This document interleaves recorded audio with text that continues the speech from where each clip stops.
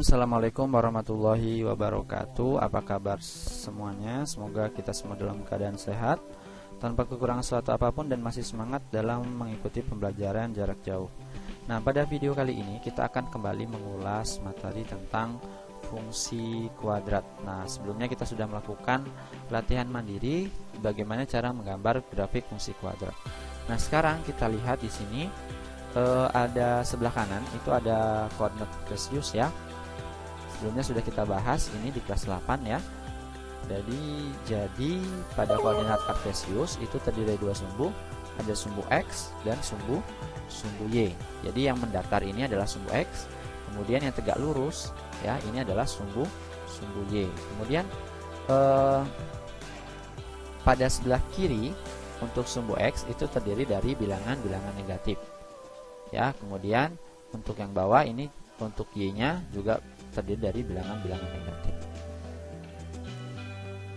Nah, sekarang kita akan membahas sifat dari koefisien pada persamaan fungsi kuadrat, pada fungsi kuadrat ya.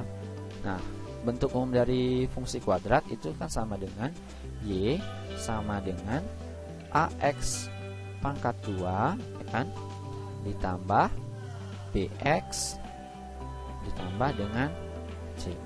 Nah, ini adalah bentuk umum dari fungsi kuadrat ya. Dengan syaratnya bahwa a-nya ini x-nya ini tidak boleh sama dengan 0. Kenapa? Karena kalau x-nya ini sama dengan 0, maka persamaannya menjadi y sama dengan c ya. Nah, itu bukan dari persamaan dari fungsi kuadrat. Nah, sekarang kita bahas sifat-sifat dari setiap koefisiennya, baik a, b ataupun c. Oke, kita mulai dari yang a terlebih dahulu. Nah, misalkan di sini saya punya persamaan y sama dengan 2x pangkat 2 gitu ya. Nah, kita lihat di sini grafik fungsinya itu akan terbuka ke atas ya, 2x pangkat 2, maka dia akan terbuka ke atas. Tapi ketika kita buat 2-nya ini menjadi minus, maka dia akan terbuka ke bawah begitu. Nah, jadi apa yang bisa kita simpulkan di sini? Jadi ketika a ya lebih daripada 0 ya, maka kurvanya ini akan terbuka ke atas. Tapi ketika ketika A-nya sama dengan kurang daripada 0, yaitu bilangan negatif, maka dia akan terbuka ke bawah. Oke, bisa dipahami ya? Nih, bisa dilihat ketika y sama dengan min 2x pangkat 2. Nah, jadi A-nya ini ya, A-nya ini yang biru ini itu kan minus, maka dia terbuka ke bawah. Nih, terbuka ke bawah.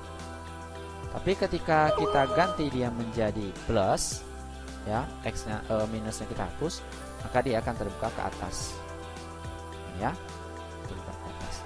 Nah, sekarang kita lanjut ke koefisien yang b. Maka misalkan saya tulis di sini b-nya adalah plus 3x gitu. Nah, kalau plus ya, kita bisa lihat suatu kurva itu nilai b-nya plus atau minus, kita lihat dari bentuknya ini. Nah, bentuk kurva yang di sini ya, bisa titik beratnya kan di sini ada di sebelah kiri kan. Nanti kalau misalkan dia kita jatuhkan, maka dia akan menjadi seperti ini. Seret, maka ujungnya ini akan berada pada sebelah sini ya, sebelah kanan gitu. Jadi sebelah kanan ini adalah bilangan negatif. Nah, begitu. Jadi kalau seperti itu bisa kita simpulkan bahwa b-nya ini lebih daripada 0. Nah, tapi kalau misalkan b-nya itu kurang daripada 0 ya, maka dia akan seperti ini. Maka kalau kita lihat dari kurvanya ini ya, maka nanti titik beratnya kan ada di sini. Otomatis nanti ujungnya ini ya, ujungnya ini akan berada di sebelah kiri. Nah, gitu. Oke, bisa dipahami ya. Kemudian kita masukkan C-nya. Misalkan saya punya C-nya ini adalah berapa? 5 maunya. Boleh. atau misalkan 1 begitu ya, biar mudah, biar gambarnya ada. Nah, jadi ketika C-nya ini sama dengan lebih daripada 0 ya, maka kurvanya akan berada di sebelah kanan ya, ketika dia A-nya lebih daripada 0. Tapi kalau ketika dia kurang daripada 0, maka dia akan sebelah kiri dan terbukanya juga ke bawah ya. Begitu. Nah, koefisien C itu merupakan titik potong pada sumbu Y ya. Kalau kita lihat di sini nilai dari C-nya ini ya, nilai dari C-nya ini itu berada pada ini. Nah, ini adalah C-nya. Oke. Jadi ketika kita menggambar grafik fungsi ya, menggambar grafik fungsi kuadrat, kita harus mencari titik potong X, titik potong Y, kemudian titik puncaknya. Nah, ketika kita mencari titik potong Y, kita kan membuat X-nya ini sama dengan 0, maka Y-nya sama dengan C, ya kan? Ketika di soal ini X-nya sama dengan 0, maka Y-nya sama dengan berapa? 1. Maka titik potong Y-nya ini ada di sini. Ya, bisa dipahami ya. Nah, atau kita balik lagi, ininya menjadi plus. Nah, sama Y-nya tetap akan di sini. Ya, ini Y-nya. Oke, sekarang coba kita gambar grafik pada soal latihan kemarin ya.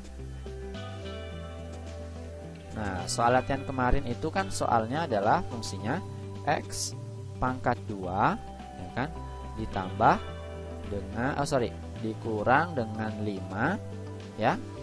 Dikurang dengan 5. Kemudian kita tambah dengan 6. Ini kurang X. Nah, seperti ini ya.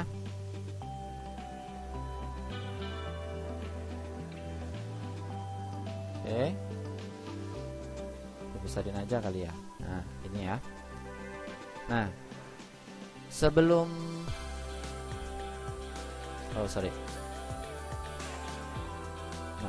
ya. Nah, pertama kan kita harus mencari titik potong X-nya dulu, ya kan? Kita cari tipot dari X. Begitu ya. Nah, ketika mencari tipot X, maka di sini kita cari bilangan ya, yang kalau dia dikalikan sama dengan 6, begitu kan? Dan ketika kita jumlahkan itu sama dengan minus 5. Perhatikan yang di sebelah kiri ya. Jadi kita cari faktor dari 6 yang kita jumlahkan hasilnya, yang kita kalikan hasilnya 6. Tetapi jika kita jumlahkan hasilnya minus 5, maka dia ketemu berapa kemarin? Minus 2 dan minus 3 ya kan? Ini sama juga, minus 2 dan minus 3 ya. Nah, sudah ketemu minus 2 dan minus 3. Kita buat di sini. Maka di sini buka kurung X min 2 gitu kan, dan X-nya satu lagi min 3 sama dengan berapa? Sama dengan 0 begitu. Nah, kalau sudah seperti ini, kita lanjutkan lagi di sini menjadi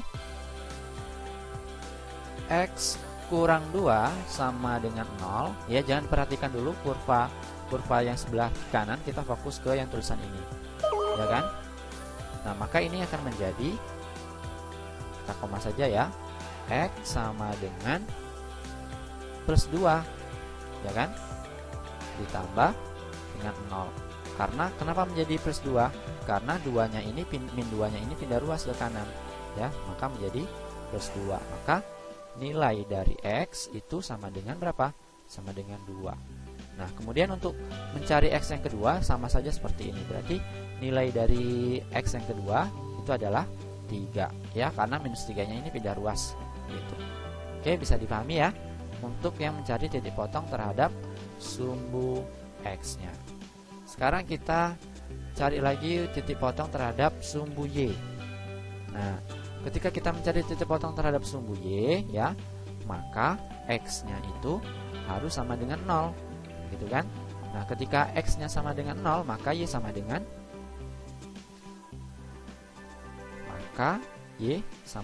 C-nya. Nah, dari persamaan ini, C-nya ini sama dengan 6, berarti dari situ, maka Y sama dengan berapa? Sama dengan 6. Nah, kalau kita perhatikan pada kurva, Y-nya ini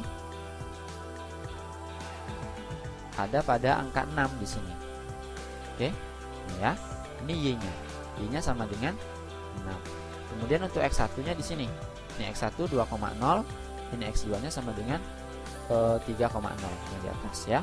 X1-nya 2,0, X2-nya 3,0. Oke, bisa dipahami. Kemudian kita mencari titik puncaknya ya. Kita perlu mencari apa? XP ya kan? Dan YP-nya. XP ini merupakan simetrinya, kemudian YP-nya ini merupakan titik baliknya. Nah, kemarin sudah ketemu XP-nya ini adalah 5/2. Jadi kita buat dia dalam bentuk desimal, maka ketemu dia menjadi 2,5 ya. Nah, jadi XP-nya ini adalah sumbu yang memotong ya, memotong dua buah kurva, satu kurva ini menjadi dua bagian yang sama begitu. Itu adalah simetri ya. Kemudian untuk XP-nya kita besarkan dulu deh ya. XP-nya ini ada di sini nih. Ini XP-nya nih. Ini merupakan titik baliknya dengan nilai yaitu min 0,25, atau kemarin kalau nggak salah bentuk pecahannya ini adalah min 1/4 ya. Nah, ini adalah YP-nya. XP-nya itu yang mana? XP-nya yang ini nih. Nih garis ini. Ini adalah XP-nya. Nih. Jadi angkanya ini berada pada 2,5. Ya. Ini 2, ini 5-nya baru, ini 3 ya. Oke, bisa dipahami ya. Jadi gambarnya akan seperti ini. Nah, saya rasa cukup jelas ya penjelasannya.